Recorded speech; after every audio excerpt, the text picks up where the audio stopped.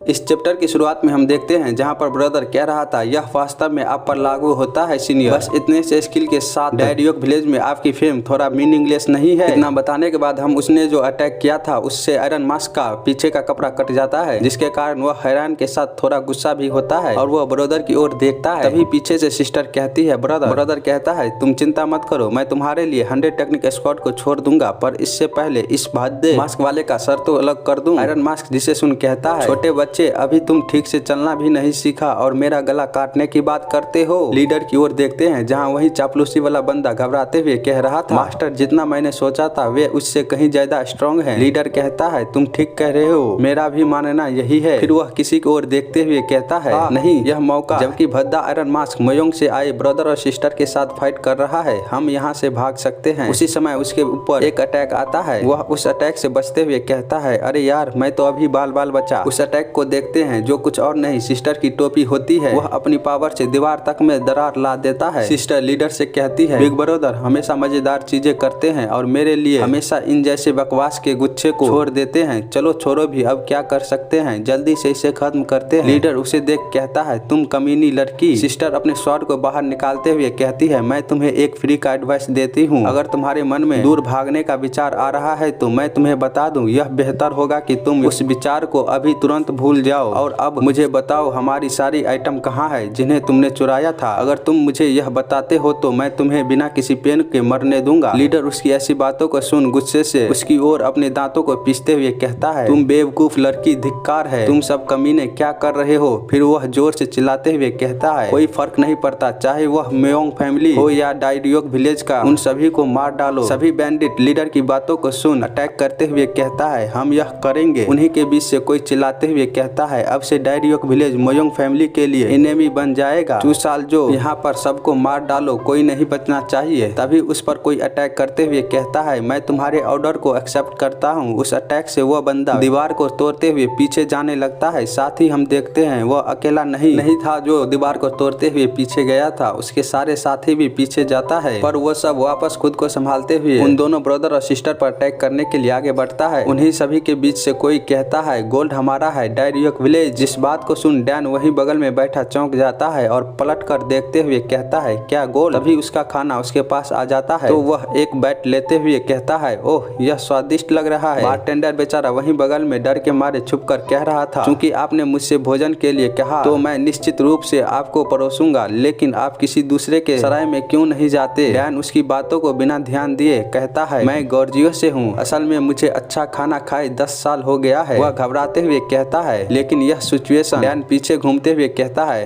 Anyway क्या उनमें लड़ाई हुई है, मैंने उन्हें गोल्ड के बारे में बात करते हुए सुना। बारटेंडर घबराते हुए कहता है मुझे यकीन नहीं है, मैंने जो सुना है उससे डायरियोक विलेज और मयोंग फैमिली उस गोल्ड के लिए फाइट कर रहे हैं जो बैंडिटों द्वारा चुराया गया था, जिसका नाम 100 टेक्निक स्क्वाड है। डैन खाना खाते हुए सोचता है डायरियोक विलेज और मयोंग फैमिली, मैंने उनके बारे में अपने मास्टर से सुना है, वो लियोनिंग प्रोविंस पर रूल करने के लिए फाइट कर रहे हैं। उसी समय फाइट को देखते हैं जहाँ सिस्टर एक बंदे को जोरदार लात मारता है, वो सीधे डैन के बगल में जाकर गिरता है और बेहोश हो जाता है। सिस्टर डैन के पीछे से देखते हुए सोचती है वह क्योटिक सिचुएशन में भी खा रहा है, शायद उसे मार्शल आर्ट में मास्टर कर लिया है। हालांकि उसकी आंखें साफ है, वह डिफरेंट है रेपुटेबल फैमिलियों के मास्टरों से। क्या ऐसा हो सकता है कि वह उस लेवल तक पहुंच गया है जहां वह अपने पावर को छुपा सकता है? नहीं, ऐसा नहीं हो सकता। उसी वक्त एक मार्शल आर्टिस्ट उस पर पीछे से हमला करता है तो वो बिना देखे उसे बीच से 2 टुकड़ों में अलग कर देती है। वह दोबारा कहती है यह बहुत बढ़कर सोचना होगा, देखने से ऐसा लगता है वह अपनी मध्य किशोर अवस्था में है, कोई रास्ता नहीं है कि वह इस उम्र में एक मास्टर हो सकता है। मुझे यकीन है बस वह कुछ अधूरी मार्शल आर्ट सीख रहा है और उस स्किल के बारे में बिना जाने शो ऑफ कर रहा है। पता नहीं डैन की पावर देखने के बाद इसका क्या होगा। वह डैन के पीछे से कहती है हे तुम, यदि तुम मरना नहीं चाहते तो बेहतर होगा कि तुम इस जगह को छोड़ दो, अभी हालात और भी बिगड़ने वाले हैं। डैन खामोशी से उसे सुनता है, फिर वह पलट कर कहता है आपकी सलाह के लिए धन्यवाद, लेकिन मेरे पास अभी भी कुछ खाना बाकी है, एक बार मैं इसे खत्म कर लूं तो मैं यहाँ से चला जाऊंगा, प्लीज आप बुरा मत मानना। वह कहती है देखने से ऐसा लगता है तुम्हारे पास कुछ ज्यादा ही गट्स है, तुम्हें जैसा लगता है तुम कर सकते हो।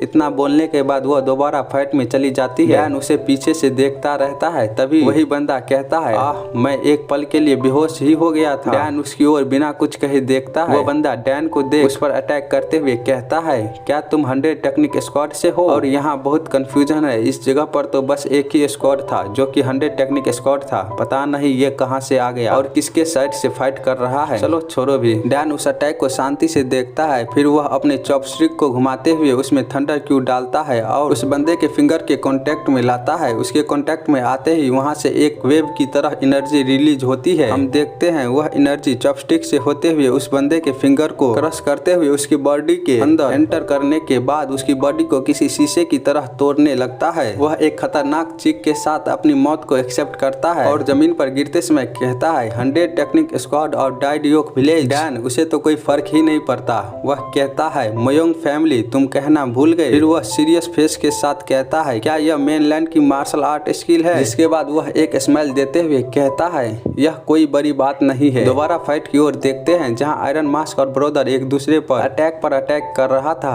आयरन मास्क कहता है, मैं क्यूरियस हूँ इसके बारे में जानने के लिए कि क्या मयोंग फैमिली हाल ही में पूरे लियोनिंग प्रोविंस से गोल्ड को क्यों इकट्ठा कर रहा है। तुम लोग का पर्पस क्या हो सकता है? ब्रदर कहता है, क्या तुम विश्वास करोगे अगर मैं तुमसे सीधे शब्दों में कहूँ कि कोई कारण नहीं है? और वह एक अटैक करते हुए कहता है, वैसे भी फर्क नहीं पड़ता, अंत में मयोंग फैमिली ही होगा जो गोल्ड को ले जाएगा। लीडर उन दोनों को दूर से ही फाइट करते हुए देख कह रहा था, स्ट्रॉन्ग, यह कमीना कितना स्ट्रॉन्ग है। उसी समय दूसरे ग्रुप को देखते हैं जो एक बंदे पर अटैक करते हुए कहता है, अंततः यह पूरी तरह से डिस्ट्रॉय हो जाएगा। चापलूसी वाला बंदा कहता है, मास्टर हमारे 100 टेक्निक स्क्वाड से 8 लोग पहले ही डिफीट हो चुके हैं, अब हम क्या करने वाले हैं? लीडर कहता है, धत तेरी की डैमेज। फिर वह डैमेज चिल्लाते हुए खुद को फाइट में उतारने के बाद अपने दोनों हाथों से जोरदार मुक्के से जमीन पर मारता है। उसके जमीन पर मारते ही वहां से एक जोरदार शॉक वेव बाहर की ओर निकलता है, जिसके कारण उसके पास से सारे मार्शल आर्टिस्ट जमीन तोड़ने के साथ हवा में उड़ जाते हैं। उस शॉक वेव को महसूस कर ब्रदर और आयरन मास्क भी अपनी फाइट को छोड़ रुक कर कहता है, ओह तेरी की, यह अब क्या है? सिस्टर उसकी ओर देखते हुए कहती है, यह बास्टर। पर तब तक वह भी उस शॉक वेव के पावर को महसूस कर पाती है। वह ऊपर की ओर छलांग मारते हुए लीडर की अटैक से बचती है। उसे इस तरह बचते देख लीडर कहता है, धिक्कार है, यह भद्दा मास्क और 2 कमीने हीरो, मैं इस ह्यूमिलेशन को कभी नहीं भूलूंगा। और वह दरवाजे से भागते हुए कहता है, मैं तुम सभी को एक दिन जरूर मार डालूंगा। ब्रदर उसके पीछे जाते हुए कहता है, मैंने अपने गार्ड को किसी मूर्ख की तरह नीचे कर दिया, यह कितनी शर्म की बात है।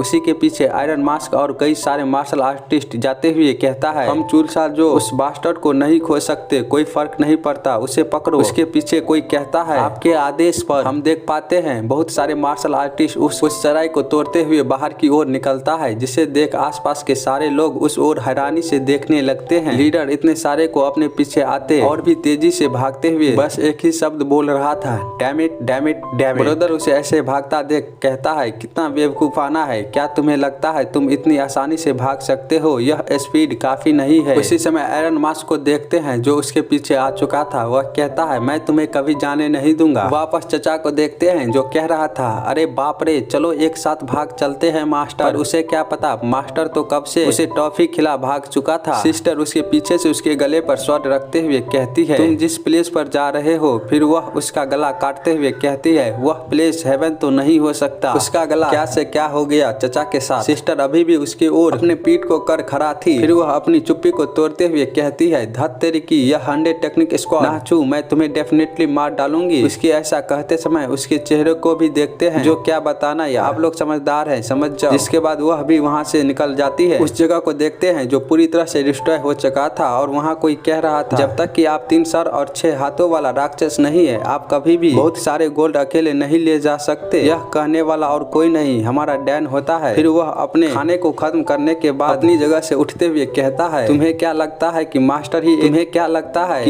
ही एकमात्र ऐसा व्यक्ति है जो गोल्ड के प्लेस को जानता है? जिसके बाद वह चचा के सामने जाता है जो अपनी आधी टूटी फूटी आवाज में कह रहा था, मेरी मदद करो। डैन उसे देख कहता है, क्या तुम अभी भी पूरी तरह से अपनी सांसें नहीं खोई है? और वह अपनी हाथों में एनर्जी लाते हुए कहता है, तुम्हारा दुर्भाग्य, मेरी मार्शल आर्ट केवल लोगों को नुकसान पहुंचाना जानता है, मैं नहीं जानता तुम्हें कैसे बचाऊंगा। वह अपनी दोनों फिंगर को उसके गले पर रखता है तो वह आधे आवाज में कहता है, क्या तुम यह क्या कर रहे हो?